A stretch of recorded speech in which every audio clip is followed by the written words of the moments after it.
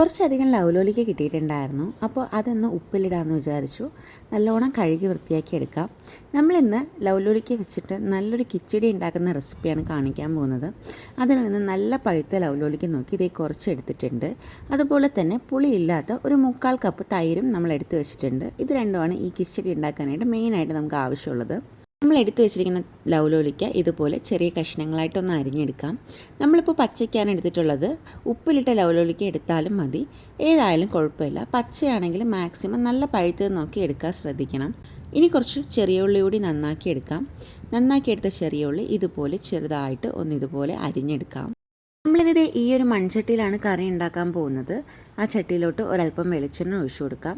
വെളിച്ചെണ്ണ ചൂടായി കഴിയുമ്പോഴേക്കും കുറച്ച് കടുക് ഇട്ട് കൊടുക്കാം. ഇനി നമ്മൾ നേരത്തെ അരിഞ്ഞു വെച്ചിരിക്കുന്ന ചെറിയ ഉള്ളി ഇട്ട് കൊടുക്കാം. ഇതൊന്ന് നന്നായിട്ട് വഴറ്റിയെടുക്കാം. ചെറിയ ഉള്ളി ഏകദേശം ഒന്ന് വാടി തുടങ്ങുമ്പോഴേക്കും നമുക്ക് അതിലോട്ട് ഉണക്കമുളകും എരിവിനാവശ്യത്തിന് പച്ചമുളകും കുറച്ച് കറിവേപ്പിലയും കൂടെ ചേർത്ത് കൊടുക്കാം. ഇതുകൂട്ടിയിട്ട് നല്ലോണം ഒന്ന് വഴറ്റിയെടുക്കാം. ചെറിയ ഉള്ളിയൊക്കെ നല്ലോണം വാടി ഇത് ഏകദേശം ഇതുപോലെ ആകുമ്പോഴേക്കും നമുക്കിതിലോട്ട് പൊടികൾ ചേർത്ത് കൊടുക്കാം. ഒരല്പം മഞ്ഞൾപ്പൊടി, കളറിന് വേണ്ടിയിട്ട് മാത്രം ഒരല്പം മുളക് പൊടി, ഉപ്പ്, ഇത്ര മാത്രമേ നമ്മൾ ചേർത്ത് കൊടുക്കുന്നുള്ളൂ. പൊടികളൂടെ ചേർത്ത് പൊടികളുടെ പച്ചമണം മാറുന്നത് വരെ വഴിച്ചെടുത്തതിന് ശേഷം നമുക്ക് നേരത്തെ അരിഞ്ഞു വെച്ചിരിക്കുന്ന ലൗലോലിക്ക ഇട്ട് കൊടുക്കാം. നമ്മൾ നേരത്തെ പറഞ്ഞതുപോലെ പച്ച ലൗലോലിക്കയ്ക്ക് പകരം ഉപ്പിലിട്ട ലൗലോലിക്ക ചേർത്താലും മതിയാവും. അതാകുമ്പോൾ പെട്ടെന്ന് നമുക്ക് വെന്ത് കിട്ടും. നമ്മുടെ ചോയ്സിനനുസരിച്ച് ചെയ്യാവുന്നതാണ്. ഇനി ഒന്ന് വേവിച്ചെടുക്കാൻ വേണ്ടിയിട്ട് ഒരല്പം വെള്ളം ഒഴിച്ചു കൊടുക്കുന്നുണ്ട്. ലൗലോലിക്ക ആയതുകൊണ്ട് പെട്ടെന്ന് വെന്ത് കിട്ടും. ഒരല്പം വെള്ളം ഒഴിച്ച് ഒന്ന് നല്ലോണം മിക്സ് ചെയ്ത് ഉപ്പൊക്കെ കറക്റ്റാണോ നോക്കിയതിന് ശേഷം നമുക്ക് അടച്ച് വെച്ച് ഒന്ന് കുക്ക് ചെയ്തെടുക്കാം. ഇത് നല്ലോണം തിളച്ച് ലൗലോലിക്കയ്ക്ക് ഏകദേശം നല്ലോണം വെന്ത് കിട്ടിയിട്ടുണ്ട്. ഇതിങ്ങനെ തന്നെ നമുക്ക് കഴിക്കാവുന്നതാണ്. നല്ല ടേസ്റ്റിയാണ്. ചോറിന് ഈ ഒരു കറി മാത്രം മതി നമുക്ക് ചോറ് കഴിക്കാനായിട്ട്. അത്രയും ടേസ്റ്റിയാണ്.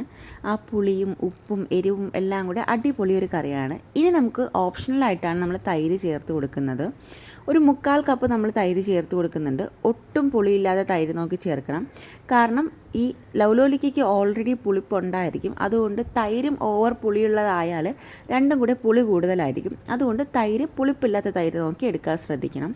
തൈര് കൂടി ഒഴിച്ച് നല്ലോണം ഇളക്കി മിക്സ് ചെയ്തെടുത്താൽ അടിപൊളി ലൗലോലിക്ക കിച്ചടി റെഡിയാണ്. അപ്പോൾ ലൗലോലിക്ക വെച്ചിട്ട് ഈ ഒരു റെസിപ്പി ട്രൈ ചെയ്തിട്ടില്ലെങ്കിൽ എന്തായാലും ട്രൈ ചെയ്ത് നോക്കൂ.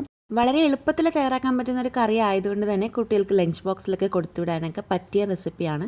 ഇതുവരെ ട്രൈ ചെയ്തിട്ടില്ലെങ്കിൽ എന്തായാലും ട്രൈ ചെയ്ത് നോക്കൂ. ബാക്കിയൊന്ന് ലൗലോലിക്ക നമുക്ക് ഉപ്പിലിടാം. അതിനായിട്ട് പാകത്തിന് ഉപ്പും എരിവിന് മുളകും ചെറിയ ചൂടുവെള്ളം ഒഴിച്ച് ഒന്ന് സെറ്റാവാനായിട്ട് മാറ്റി വയ്ക്കാം. സെറ്റായി കഴിയുമ്പോഴേക്കും അത് ബോട്ടിലോട്ട് ആക്കി കൊടുക്കുന്നുണ്ട്. ലൗലോലിക്ക ഇഷ്ടമല്ലാത്തവരായിട്ട് ആരാണുള്ളതല്ലേ? അപ്പോൾ ഈ ഒരു ലൗലോലിക്കയ്ക്ക് നിങ്ങൾ എന്ത് പേരാണ് പറയുന്നതെന്ന് ഒന്ന് കമൻറ്റ് ബോക്സിൽ കമൻറ്റ് ചെയ്യണേ. വീഡിയോ ഇഷ്ടമായെങ്കിൽ ചാനലൊന്ന് സബ്സ്ക്രൈബ് ചെയ്ത് സപ്പോർട്ട് ചെയ്യണേ. അടുത്ത വീഡിയോയിൽ കാണാം.